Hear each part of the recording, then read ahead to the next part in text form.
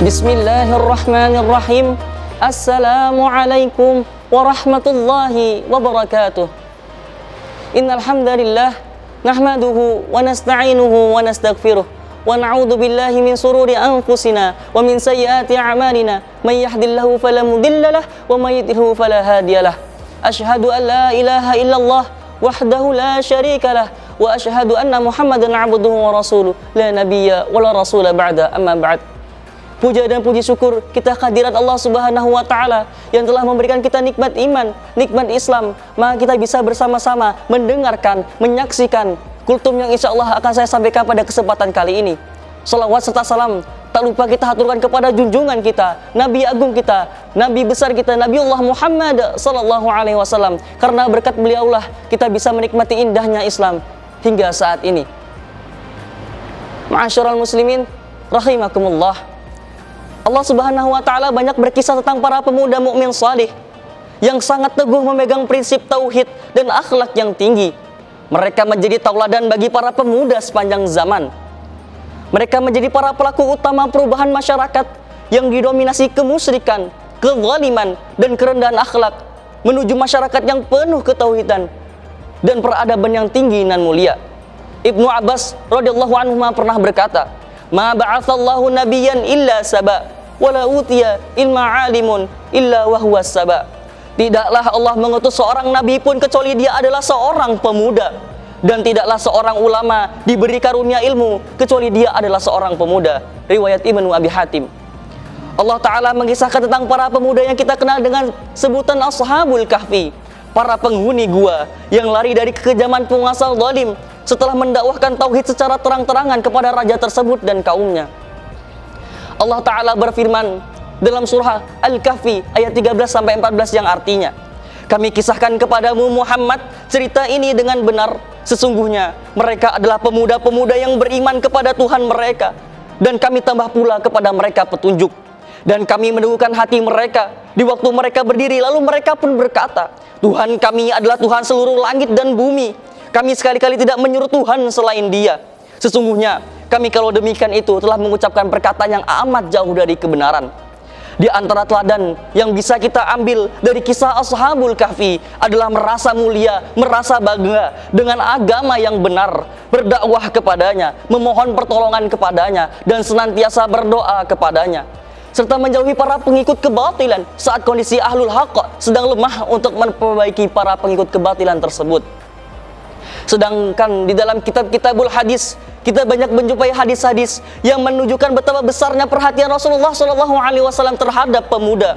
Di antaranya ada di dalam kitab Riyadhus Shalihin halaman 362 baris paling bawah di nomor 659 dari Abu Hurairah radhiyallahu anhu bahwa Rasulullah SAW bersabda, "Ada 7 golongan yang Allah berikan naungan pada hari di mana tidak ada naungan kecuali naungannya." Salah satu golongan yang disebut Nabi SAW adalah pemuda. Pemuda yang tumbuh dewasa dalam ketaatan kepada Allah Subhanahu wa Ta'ala. Hadis riwayat Imam Al-Bukhari. Ma'asyiral muslimin, arsyadakumullah. Kebanyakan dari kita adalah seorang pemuda dan sekaligus seorang santri yang belajar, yang menuntut ilmu di dalam pondok pesantren. Allah berfirman dalam surah At-Taubah ayat 122 yang artinya, "Dan hendaknya masing-masing setiap golongan ada sekelompok orang yang pergi meninggalkan kaumnya untuk tafakuh fiddin, belajar dan mempelajari agama, agar kelak apabila pulang bisa memberi peringatan kepada kaumnya." Oleh karena itu, kita sebagai para pemuda sekaligus seorang santri yang belajar di pondok pesantren modern Islam As-Salam ini harus mempunyai akhlak yang baik serta menjadi uswatul hasanah bagi masyarakat yang ada di luar sana.